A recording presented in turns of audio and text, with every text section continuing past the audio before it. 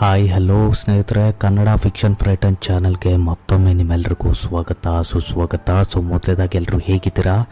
Hopefully ಎಲ್ಲ ಚೆನ್ನಾಗಿದ್ದೀರಾ ಅಂತ ಅಂದ್ಕೊಂಡಿದ್ದೀನಿ. ಆ್ಯಂಡ್ ಎಲ್ಲ ನಿಮ್ಮ ಕೆಲಸಗಳು ಕೂಡ ತುಂಬಾ ಅದ್ಭುತವಾಗಿ ಹೋಗ್ತಾ ಇದೆ ಅಂತ ಅಂದ್ಕೊಂಡಿದ್ದೀನಿ.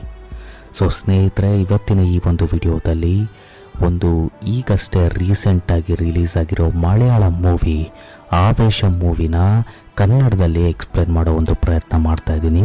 ಹೋಪ್ಫುಲಿ ನಿಮ್ಗೆ ಈ ಒಂದು ವಿಡಿಯೋ ಇಷ್ಟ ಆಗುತ್ತೆ ಅಂತ ಅಂದ್ಕೊಂಡಿದ್ದೀನಿ. ಸ್ನೇಹಿತರೆ, ಈ ನೆಚ್ಚಿನ ಟೈಮ್ ವೇಸ್ಟ್ ಮಾಡದೆ ಸೀದಾ ಇವತ್ತಿನ ಈ ಒಂದು ವಿಡಿಯೋನ ಸ್ಟಾರ್ಟ್ ಮಾಡೋಣ. ಮೂವಿಯ ಸ್ಟಾರ್ಟಿಂಗಲ್ಲಿ ಫ್ರೆಷರ್ಸ್ ಕಾಲೇಜ್ಗೆ ಓದೋದಕ್ಕಂತ ಬಂದಿರ್ತಾರೆ. ಆ್ಯಂಡ್ ಎಲ್ರಿಗೂ ತಮ್ಮ ತಮ್ಮ ರೂಮ್ನ ಅಲಾಟ್ ಕೂಡ ಮಾಡಿರ್ತಾರೆ. ನಂತರ ನಾವು ಹಾಸ್ಟೆಲಲ್ಲಿ 3 ಜನ ಹುಡುಗರನ್ನ ನೋಡ್ತೀವಿ. ಒಬ್ಬನ ಹೆಸರು ಬೇಬಿ, ಇನ್ನೊಬ್ಬನ ಹೆಸರು ಅಜ್ಜು ಆ್ಯಂಡ್ ಮೂರನೇವನ ಹೆಸರು ಸ್ಯಾಂಡಿ.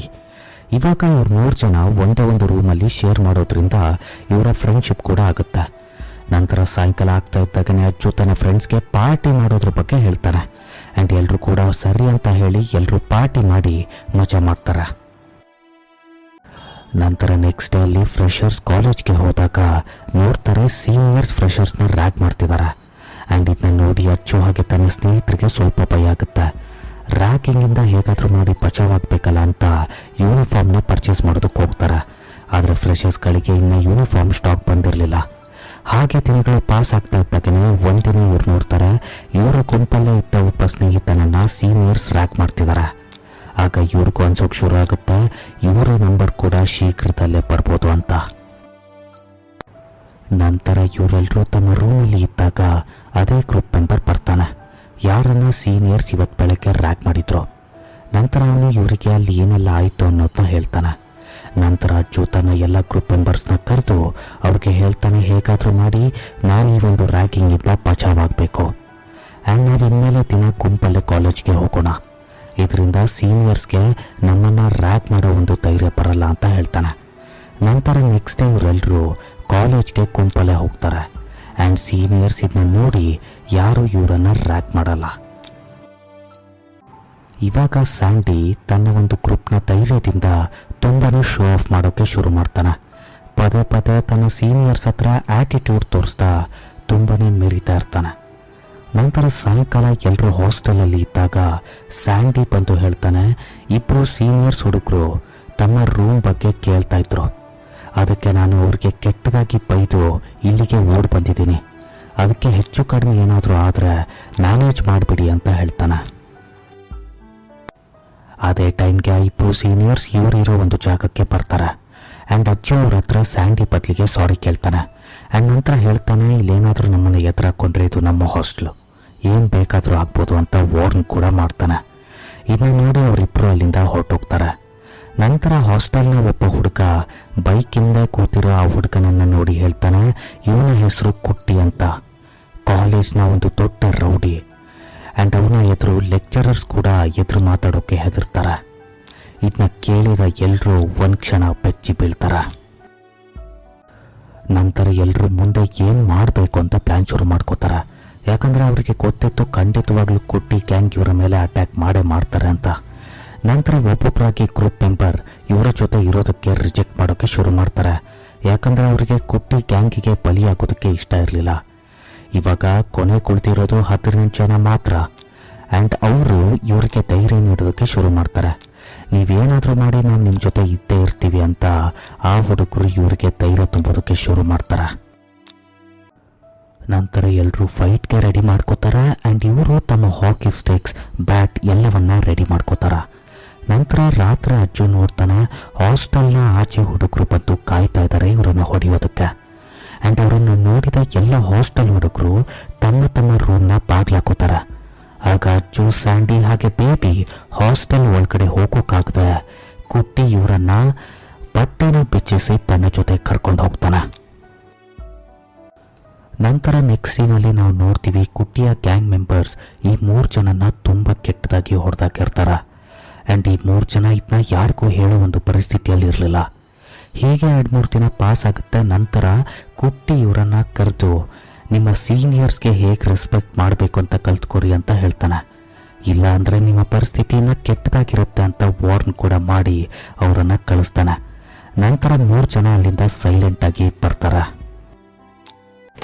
ಅಲ್ಲಿಂದ ಬರ್ತಾ ಇದ್ದಾಗನೇ ಅಚ್ಚು ಕಂಪ್ಲೀಟಾಗಿ ಚೇಂಜ್ ಆಗೋಗಿರ್ತಾನೆ. ಡೇ ಆ್ಯಂಡ್ ನೈಟ್ ಯಾವಾಗಲೂ ಕುಟ್ಟಿ ಗ್ಯಾಂಗ್ ಮೇಲೆ ಹೇಗೆ ಸೇರ್ ತೀರಿಸ್ಕೊಳ್ಬೇಕು ಅನ್ನೋದ್ರ ಬಗ್ಗೆನೇ ಯೋಚನೆ ಮಾಡ್ತಿರ್ತಾನೆ. ನಂತರ ಒಂದು ಸಾಯಂಕಾಲ ಬೇಬಿಗೆ ತನ್ನ ತಾಯಿಯಿಂದ ಕಾಲ್ ಬರುತ್ತೆ. ಹಾಗೆ ಮಾತಾಡ್ತಾ ಮಾತಾಡ್ತಾ ಅಳೋದಕ್ಕೆ ಶುರು ಮಾಡಿಬಿಡ್ತಾನೆ. ಆದರೆ ತನ್ನ ತಾಯಿಯ ಹತ್ರ ಆಗಿದ್ದೇನು ಹೇಳಲ್ಲ. ಬೇಬಿ ಅಳೋದನ್ನ ನೋಡಿ ಅಜ್ಜು ಹೇಳ್ತಾನೆ, ನಿನಗೇನಾದರೂ ಕುಟ್ಟಿ ಗ್ಯಾಂಗ್ ಮೇಲೆ ರಿವೆಂಜ್ ತೀರಿಸ್ಕೋಬೇಕು ಅನ್ನೋದಾದರೆ ಹೇಳು ಅಂತ. ಆಗ ಬೇಬಿ ಇದು ಹೇಗೆ ಮಾಡೋದು ಅಂತ ಪ್ರಶ್ನೆ ಮಾಡ್ತಾನೆ. ಈ ಒಂದು ಪ್ರಶ್ನೆಗೆ ಅಜ್ಜು ಹೇಳ್ತಾನೆ, ಇದಕ್ಕೆಲ್ಲ ನಮಗೆ ಲೋಕಲ್ ಕುಂಟಗಳ ಸಪೋರ್ಟ್ ಬೇಕಾಗುತ್ತೆ ಅಂತ ಹೇಳ್ತಾ ತನ್ನ ಪ್ಲ್ಯಾನ್ನ ಹೇಳೋಕೆ ಶುರು ಮಾಡ್ತಾನೆ. ನಾವು ದಿನ ಒಂದೊಂದು ಬಾರ್ಗೆ ಹೋಗೋಣ, ಅಲ್ಲಿ ಯೂಶ್ವಲ್ ಆಗಿ ರೌಡಿಗಳು ಬರ್ತಾನೆ ಇರ್ತಾರೆ. ಅದರಲ್ಲಿ ಯಾರನ್ನಾದ್ರೂ ಒಬ್ಬರನ್ನ ಪರಿಚಯ ಮಾಡಿಕೊಂಡು ಕುಟ್ಟಿನ ಹೊಡ್ಸೋಣ ಅಂತ ಹೇಳ್ತಾನೆ. ನಂತರ ಇಲ್ಲಿಂದ ಶುರು ಆಗುತ್ತೆ ಇವರ ಹೊಸ ಮಿಷನ್. ಆದ್ದರಿಂದ ಇವರು ದಿನ ಒಂದು ಬಾರ್ಗೆ ಹೋಗಿ ಒಂದಷ್ಟು ರೌಡಿಗಳ ಜೊತೆ ಮಾತಾಡ್ತಾರೆ.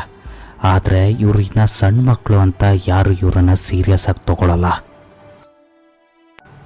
ಹೀಗೆ ಒಂದಷ್ಟು ದಿನಗಳು ಪಾಸ್ ಆಗುತ್ತೆ ಆ್ಯಂಡ್ ಒಬ್ಬ ರೌಡಿ ಕೂಡ ಇವರ ಫ್ರೆಂಡ್ ಆಗಲ್ಲ. ಈಗ ದಿನ ಬಾರ್ಗೆ ಹೋಗೋದಕ್ಕೆ ಇವ್ರ ಹತ್ರ ದುಡ್ಡು ಕೂಡ ಇರೋದಿಲ್ಲ. ಆದ್ದರಿಂದ ಇವರು ವೇಟರ್ನ ಕೆಲಸ ಶುರು ಮಾಡ್ಕೋತಾರೆ ದುಡ್ಡಿನ ಅರೇಂಜ್ಮೆಂಟ್ಗೋಸ್ಕರ. ನಂತರ ಒಂದು ದಿನ ಅಜ್ಜು ಇವರನ್ನು ಒಂದು ಹೊಸ ಬಾರ್ಗೆ ಕರ್ಕೊಂಡು ಹೋಗಿ ಆ ಬಾರ್ನ ಓನರ್ನ ತೋರಿಸಿ ಹೇಳ್ತಾನೆ, ಇವನು ಈ ಏರಿಯಾದ ದೊಡ್ಡ ಗುಂಡ ಆ್ಯಂಡ್ ಇನ್ ಕೇಸ್ ನಾವೇನಾದರೂ ಇವನ ಜೊತೆ ಫ್ರೆಂಡ್ಶಿಪ್ ಏನಾದರೂ ಮಾಡಿಕೊಂಡ್ರೆ ನಮ್ಮ ಕೆಲಸ ಆದಂಗೆ ಅಂತ ಅರ್ಥ. ನಂತರ ಇವರು ಆ ಓನರ್ ಜೊತೆ ಮಾತಾಡೋದಕ್ಕೆ ತುಂಬ ಪ್ರಯತ್ನ ಮಾಡ್ತಾರೆ. ಆದರೆ ಆ ಓನರ್ನ ಬಾಡಿ ಗಾರ್ಡ್ ಇವರನ್ನು ಹತ್ತಿರ ಹೋಗೋದಕ್ಕೂ ಕೂಡ ಬಿಡಲ್ಲ.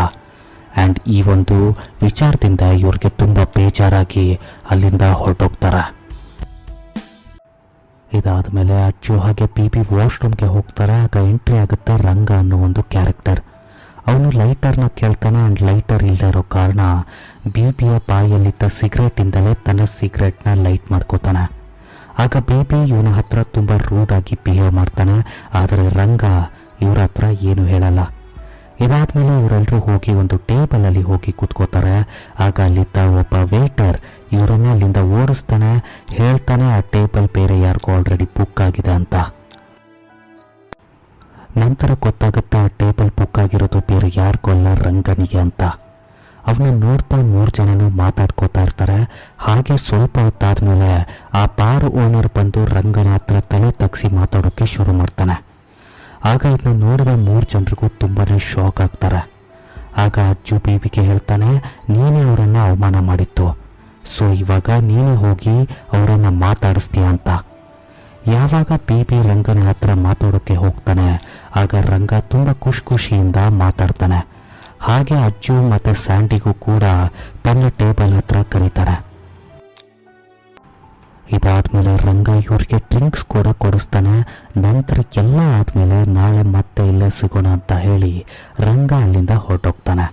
ಆ್ಯಂಡ್ ಇದನ್ನ ಕೇಳಿ ಅಜ್ಜುಗೆ ತುಂಬಾ ಖುಷಿ ಆಗುತ್ತೆ. ಅಟ್ಲೀಸ್ಟ್ ಯಾವುದೋ ಒಬ್ಬ ದೊಡ್ಡ ವ್ಯಕ್ತಿಯ ಫ್ರೆಂಡ್ಶಿಪ್ ಆದರೂ ಆಯ್ತಲ್ಲ ಅನ್ನೋ ಒಂದು ಖುಷಿ 3 ಜನರಲ್ಲೂ ಕಾಣ್ತಾ ಇರುತ್ತೆ. ನಂತರ ನೆಕ್ಸ್ಟ್ ಡೇ ಮತ್ತೆ 3 ಜನರು ಅದೇ ಪಾರ್ಕ್ಗೆ ಹೋಗ್ತಾರೆ ಆ್ಯಂಡ್ ಅದೇ ರಂಗನ ಜೊತೆ 7ನೇ ಪಾರ್ಟಿ ಮಾಡ್ತಾರೆ. ಹೀಗೆ ಪ್ರತಿದಿನ ನಡೀತಾ ಇರುತ್ತೆ.